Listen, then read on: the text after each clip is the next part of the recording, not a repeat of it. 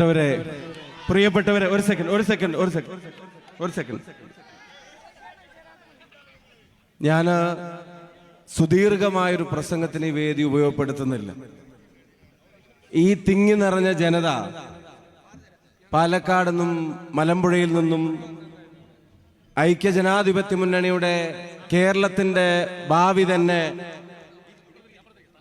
മാറ്റിമറിക്കേണ്ട ഉത്തരവാദിത്തം ഏറ്റെടുത്ത് പ്രതിപക്ഷ നേതാവ് അദ്ദേഹം നയിക്കുന്ന ഈ പുതുയുഗ യാത്രയെ അതിനെ കരുത്തുറ്റതാക്കാൻ വേണ്ടി വന്നു ചേർന്ന് ഇവിടെ തിങ്ങി നിറഞ്ഞിരിക്കുന്ന പ്രിയങ്കരായ ജനങ്ങളുടെ മുമ്പിലൂടെയാണ് ജനാധിപത്യ മുന്നണിയുടെ ഈ വേദിയിലേക്ക് സഖാവ് VS അച്യുതാനന്ദന്റെ സന്തത സഹചാരിയായിരുന്ന, അദ്ദേഹത്തിന്റെ മനസ്സറിഞ്ഞിരുന്ന, അദ്ദേഹത്തിന്റെ ആത്മഗതങ്ങൾ മനസ്സിലാക്കിയിരുന്ന പ്രിയങ്കരനായ ശ്രീ സുരേഷ് ഈ വേദിയിലേക്ക് കടന്നു വന്നിരിക്കുകയാണ്.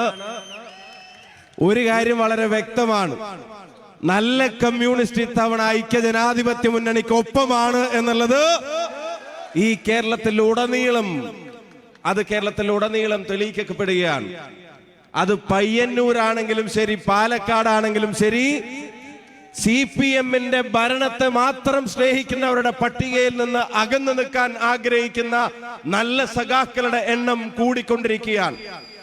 അവര് ഭരണത്തെ മാത്രം സ്നേഹിക്കുന്നവരായി മാറുന്നു, ഭരണത്തിന്റെ സൗകര്യങ്ങൾ മാത്രം സ്നേഹിക്കുന്നവരായി മാറുന്നു, ഭരണം അധാർമിക പ്രവർത്തനങ്ങൾക്ക് വേണ്ടി ഉപയോഗിക്കുന്നവരായി മാറുന്നു, അഴിമതിയുടെ കൂത്തരങ്ങാക്കി ഭരണം മാറ്റുന്നു. ആ അഴിമതിയുടെ കൂത്തരങ്ങിന്റെ പട്ടികയിൽ നിന്ന് രക്തസാക്ഷികളുടെ കുടുംബത്തിന് ലഭിക്കേണ്ട ഫണ്ടിന് പോലും മോചനമില്ല എന്ന് പറയുമ്പോ ലാൽ സലാം എന്ന് മനസ്സറിഞ്ഞു പറയുന്നവന് പിന്തുണക്കാൻ കഴിയാത്ത ഭരണകൂടമാണ് പിണറായി വിജയന്റെ ഭരണകൂടവും. അത്തരത്തിലുള്ള ഒരു ഭരണകൂടമാണ്, അല്ലെങ്കിൽ അത്തരത്തിലുള്ള ഒരു പാർട്ടിയാണ് ഗോവിന്ദൻ മാസ്റ്റർ പാർട്ടിയുമെന്ന് അവരുടെ ആളുകൾക്ക് തന്നെ തോന്നി തുടങ്ങിയതിന്റെ മാറ്റമാണ് കേരളത്തിൽ ഇപ്പൊ ഉണ്ടായിക്കൊണ്ടിരിക്കുന്നത്. അവരുടെ ആളുകൾക്ക് തന്നെ തോന്നി തുടങ്ങിയതിന്റെ മാറ്റം.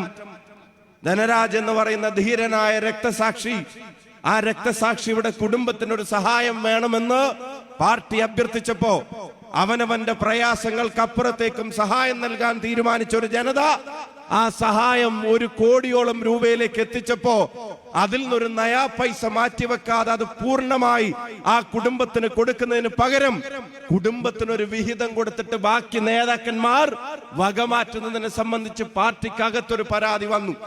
ആ പരാതിയെ അതിനെ അന്വേഷിക്കാൻ ഏൽപ്പിച്ച, അതിനെ ഓഡിറ്റ് ചെയ്യാൻ ഏൽപ്പിച്ച പാർട്ടിയിൽ 10, 30, 40 കൊല്ലക്കാലം പ്രവർത്തിച്ച സഖാവ് കുഞ്ഞികൃഷ്ണൻ പറഞ്ഞു, ഇതെന്റെ പാർട്ടി ചെയ്യേണ്ട ഒരു കാര്യമല്ല, തിരുത്തണം. പാർട്ടി തിരുത്തിയില്ല. അവസാനം ആൾക്ക് തുറന്നു പറയേണ്ടി വന്നു.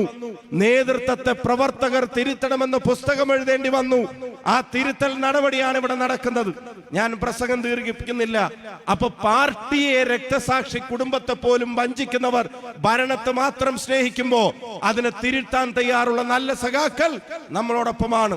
ഞാൻ അവസാനിപ്പിക്കുന്ന ഒരു കാര്യം കൂടെ, മഹാത്മാവിന്റെ പേരിൽ നിന്ന് തൊഴിലുറപ്പ് പദ്ധതിയെ മാറ്റിമറിക്കുന്ന, മഹാത്മാവിന്റെ പേരിന് വെട്ടുന്ന, അമേരിക്കയുടെ പ്രസിഡന്റിന്റെ ആഹ്വാനത്തിന്റെ മുമ്പിൽ രാജ്യത്തിന്റെ ആത്മാഭിമാനത്തെ അടിയറവ് വെക്കുന്ന, രാജ്യ താല്പര്യങ്ങളെ മറക്കുന്ന ആ ബിജെപിയുടെ രാഷ്ട്രസ്നേഹം വെറും കാപട്യമാണെന്ന് ഇന്ത്യയിലെ ജനത തിരിച്ചറിഞ്ഞിരിക്കുന്നു. ഇതിൽ നിന്നൊക്കെ ഒരു മോചനം കേരളത്തിലെ ജനങ്ങളും ആഗ്രഹിക്കുന്നു. ആ മോചനം സാധ്യമാക്കാനാണ് പ്രതിപക്ഷ നേതാവ് ഈ പുതുയുഗ യാത്രയുമായി ഇവിടെ കടന്നു വന്നിരിക്കുന്നത്.